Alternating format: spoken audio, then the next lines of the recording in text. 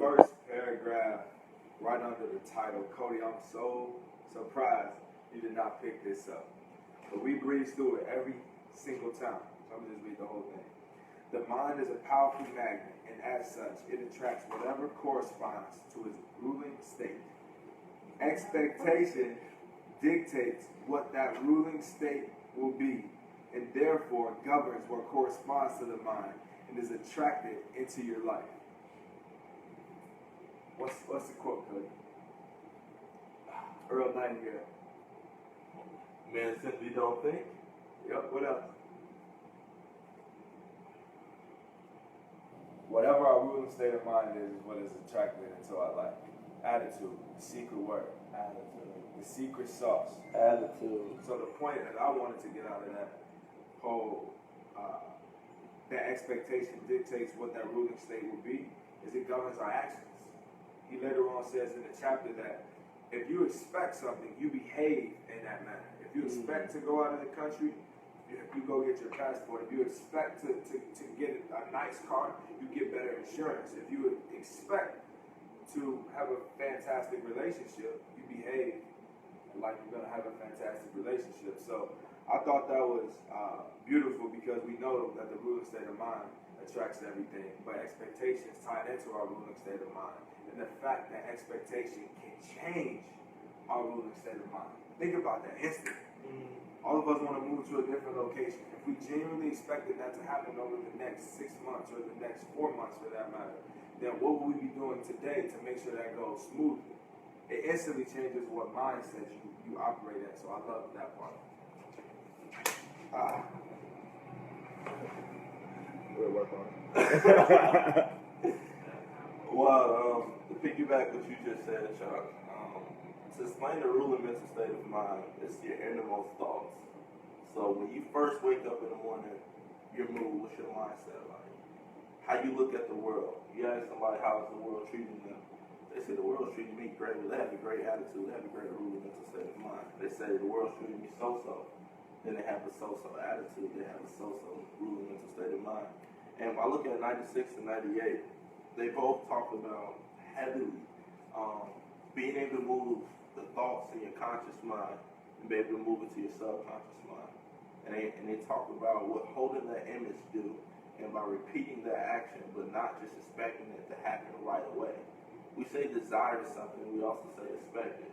I think sometimes it's confusion when we try to desire something so bad, we really, really want it, but they say desire without action is just mere wishing. But how about when we put desire and we have action, we're also expecting it to happen.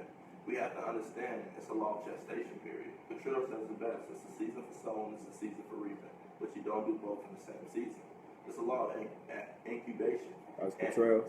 Yeah. You just go get at the betrayal. Oh yeah. I was thinking Cottrell said it best. They said Cottrell got it. Cottrell said it best. You know, I can't brag on this information. You know, it's not mine.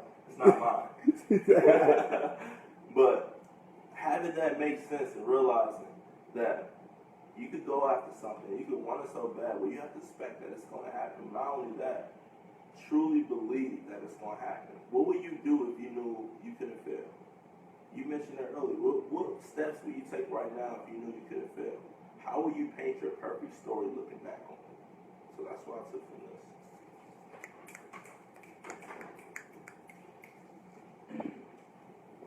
Well, me personally, I'm on page 99.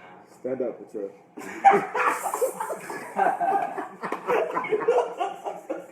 All right. So they say, since spirit is flowing to and through you, you are the instrument. Therefore, the image or the ideas you hold in your mind dictate the limits, which are placing the spiritual power flowing to and through you. So after that, they said, in this respect, you may be compared to the light bulb that they were talking about earlier. And so when I compare myself to a light bulb, I just, put in my mind, like, why would I be compared to a light bulb? And they talked about at first a 60 candle power light bulb. Then they said 100 candle light bulb. And then after that, they said you can go into an even greater expression. And so what I took from that was, us being an instrument like the light bulb is, and the light, is constantly flowing through us, just like, we're the instrument now. and God, His Spirit, energy is constantly flowing through us, there's always something that we're seeking more. There's always a greater expression. So after 100, candle power light bulb, next is going to be 150. After that, it's going to be 250. Then it's 500. And then it's 1,000. So therefore, there is never a constant rate that you stay at. If you are, then you're heading towards death. And so when you put that in perspective, there's always room to grow. And that's why I say you should always have like a high teachability index, because you never got it. Like, you don't ever got it. There's always more to get.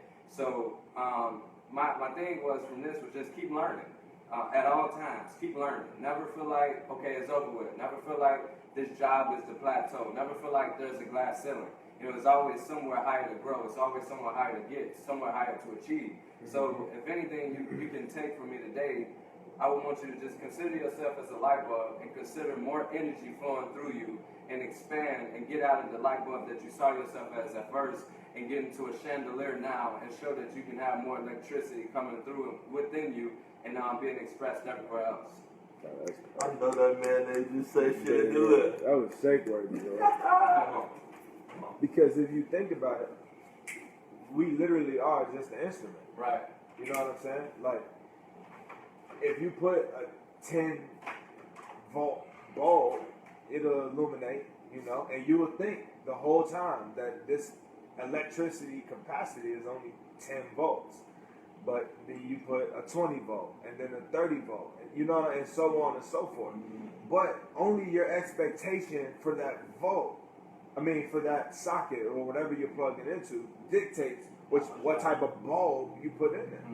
Oh, that's perfect. That's perfect. Law of your perpetual being is constantly increase. Growth. Yeah. Okay. You know what I'm saying? I'm on page 97. Going out to 96. Yeah, from 96, 97. And so he says at the bottom paragraph, your desire is the motive power which will move you in the direction of your dream, and your expectation is the attractive force that will move your dream in your direction. Then he says, Lord, know that you will come in contact with the wealth that is moving to you and at the right time. No, I always say, God got perfect timing. Like, it's going to come in perfect timing, bro. And I like applying this to me and us as a whole. And that is because we planted the seed, and we all have seeds planted in us. And so when we have that desire and we link it with that expectation, it's literally coming to us. But we've seen that sometimes, oh, never mind, I don't even want it no more. 2 months go by, we don't get it, I don't even want it no more. I want to jump to something else. But once we understand the law of gestation and truly understand it, when it's a seed that is planted, and don't question it, just have faith and let go and let God allow Him to work through us, because we are just instruments that hold the image, which is the seed that has no choice but to come through us. I don't want to go back on page 98. That's forward. I'm sorry, forward.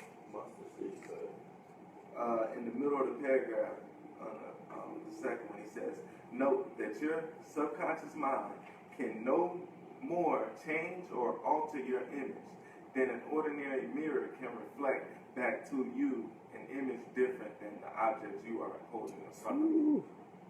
Bro, that's clear as day. That's law. The image you are holding, the reason why we are here is because we held the image before. And so in order to move forward, expect a different image. Expect the image. Still up. John Peter, top of that, page 94. You must understand you already have in substance. I don't know why I got caught up on that today. If not in physical form, everything necessary. So that's two different things. He said, if not in physical form, everything necessary to produce prosperity in your material world. Ooh. There is a thinking substance which permeates, penetrates, fills the inner spaces of the cosmos. What type of substance? The thinking substance. Thinking substance, energy, spirit, we already said, it's all the same thing. Whatever we want to consider it. So he's just saying, you already have everything you need. If not in physical resources already. Yeah. You probably already have what you physically need to manifest what you want, but also intellectually, also creatively, also emotionally. You have it already, necessary to produce prosperity in your material world. All you need after that is to build the desire. How do you build a desire? Affirmations. Expectancy. Take small steps every single day in that manner. I think expectancy dictates behavior, and I think desire dictates the mindset. That's what I'm honestly getting out of all of this. I think desire is the image that you create in your mind. The clearer the desire, the clearer the picture, the more expectant you will be of it. And when you truly expect something, I think that dictates the behaviors you take on a day-to-day basis. And I think that encompasses the entire thing. So, Eric Thomas said it. If you truly believe, or if only you truly believe that your day will come and one day it will happen. yeah. It was, you truly believe. What I said about the light bulb, to me,